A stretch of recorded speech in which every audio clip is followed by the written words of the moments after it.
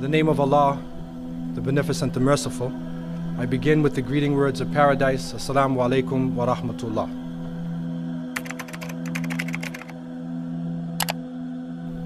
In the winter season, around December 25th, the people celebrated the winter solstice. In the far north was the Feast of the 12 Nights, which stretched from December 25th to January 6th. Also in ancient Greece, there was the Bacchanalia, which was held for their god Bacchus, the god of wine and sport and play. Also in the north, they recognized that there was one tree that despite the cold would still remain alive. The evergreen tree, the fir tree. And so in some cases they would take this fir tree, believing that there was powers of life within the tree, and they would put it in their homes, set it there and put a light on the top of it, or burn them in the front, or they would make mistletoes and put them over their doorways, a type of what we would call ta'weez or tamima. It is an amulet, and they would hang the amulet over their doors.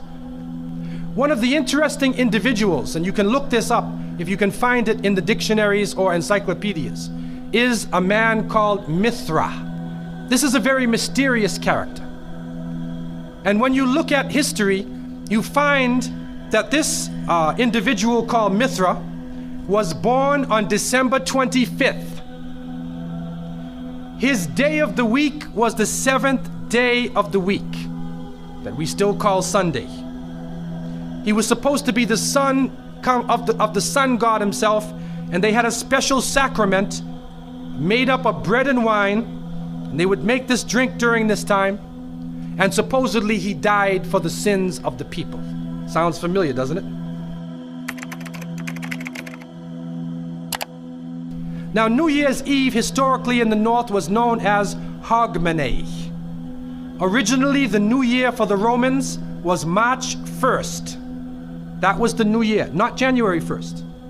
So all of you who on January 1st, where was I on January 1st? You're waiting for the light to go up in Times Square. The reality is, for the Romans, March 1st was the beginning of the year. And when you look at the number 7 in Latin, you find septem. So September was the 7th month, October, November, December. And so you find that the Latin words for these last months, October, November, December, 8, 9, and 10. So these weren't the last months of the year. It was 8, 9, and 10. And so what actually happened was, when they imposed the new year on January, it is for the ancient god, or their so-called god called Janus, the two-faced god, two faces, who shows you one face and behind it is another face, the master hypocrite. And so this is what is going on at this occasion. And we find now that on January 1st, right on that evening, December 31st, when it changes, you find, people are usually drinking. They're involved in some sexual activity at that time. The whole concept of Jesus and monotheism is lost. It is the other religion. Somewhere around the middle of February, there was a celebration that was known by the ancient Romans as the Lupercalia. And the Lupercalia was a ceremony, and luper means wolf. And they depicted a wolf chasing a little girl. And the authorities there would gather together young people, and they would put their names into a box, men and women, and they would take out the names, and whoever was your partner, whoever you picked, whatever name you picked, was your partner for the day, and all types of sexual activity went on during that day. They were totally out of control. That is the Lupercalia. That's what it really means. A bishop by the name of Valentine, he was trying to work with the Roman soldiers because the Roman emperor had imposed upon his soldiers that anybody who joined the army could not get married. Because if you got married, you're thinking about your wife all the time, and you're a useless soldier.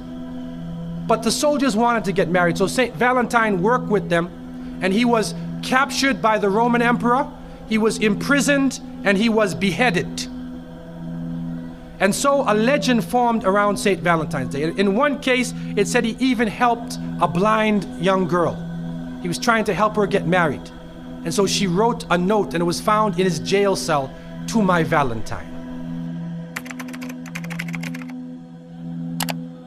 Up in the north, all the trees lose their leaves except for the evergreens. And so in that spring season, the spring solstice, in the northern countries, a fertility celebration came about. And the main figure in that fertility celebration was their goddess Ostre, or Ostern. And according to them, she waved her wand and life came back after death. And so the symbols of that occasion became rabbits, bunny rabbits, chickens, eggs. You take 2 rabbits and put them in the backyard, and after a couple of days, there's rabbits jumping around everywhere in the back. It's a fertility symbol. The Christians coming in now who want to get benefit from the nature worshiping people, they use that saying, if you can't beat them, join them. So they came along and they joined them. And so now you find Easter. Look at it. This is supposed to be the time of the death and resurrection of Isa alayhi salam, but it is the pagan rite of the resurrection of life after death. And so they impose this occasion onto the spring season, and you find then both of these celebrations coming about at one time. Now, going to the fall season, the Celtic people of the north used to believe that during the fall season their year began. October 31st was the final day of the year for the Celtic people of the north. And that day was called the day of Samhain. And this individual, wal-iyadhu billah, was supposed to be their god of the spirits of the dead, of evil again. And according to their belief, the evil spirits would rise to the surface and would terrorize people on that evening. And on that evening, if you did something wrong to a person, they'd come back to get you on that night. So some people would put on a disguise, so you couldn't recognize them on October 31st on that evening, and then they would be safe. Also, they would burn fires. Now the only thing we find left of that is the jack-o'-lantern that they would put inside of their window made from the pumpkin. What actually happened in Europe is that the church moved All Saints' Day, a day for the saints. They moved it from May 13th to November 1st in 1834 AD. And so what they said was that the 31st night is All Hallows Evening. All Hallows Evening, which in America later became known as Halloween. Halloween. And they depict the forces of evil. What is happening now is that the children put on disguises. They dress as little devils, little witches, as goblins, vampires, anything evil, and they go out, and now with the new American way, they do trick-or-treat. And they come to your house asking for food. And do not just blindly follow the ways of the Christians and the Jews. The Prophet, peace be upon him, said, you will follow them. You will follow the people who came before you inch by inch, foot by foot. Even if they crawl into the hole of a lizard, you crawl inside there with them.